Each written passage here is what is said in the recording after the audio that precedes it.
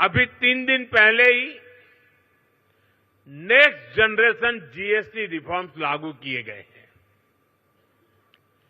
GST में हुए बदलाव भारत की ग्रोथ स्टोरी को नए पंख देने वाले स्ट्रक्चरल रिफॉर्म्स हैं।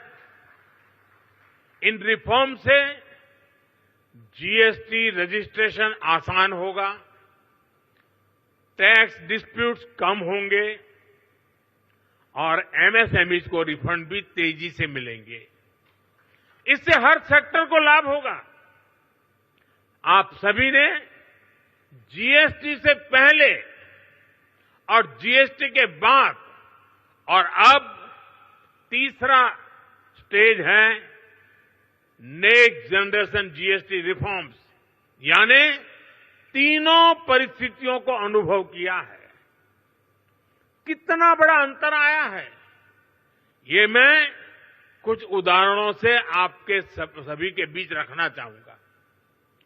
2014 से पहले, यानी आपने मुझे काम दिया उसके पहले की बात कर रहा हूं। 2014 से पहले इतने सारे टैक्स थे, यानी एक प्रकार से टैक्स का जंजाल था और उसके कारण बिजनेस की कॉस्ट और परिवार का बजट दोनों ही कभी भी संतुलित नहीं हो पाते थे। उसे कंट्रोल करना मुश्किल था।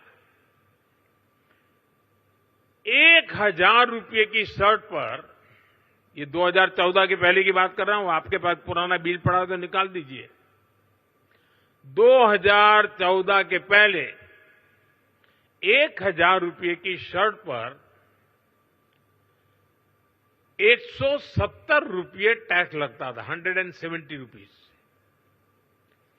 साल 2017 में जब हम जीएसटी लाए तो आने के बाद पहले जीएसटी में 117 से कम होकर के 50 हो गया, यानी 1000 के शर्ट पर पहले 117 था, 2017 में जब हम जीएसटी लाए तो 50 हो गया। और अब 22 सितंबर को लागू हुए रेट्स के बाद 1000 रुपये के उसी शर्ट पर सिर्फ 35 रुपये टैक्स के रूप में देने होंगे।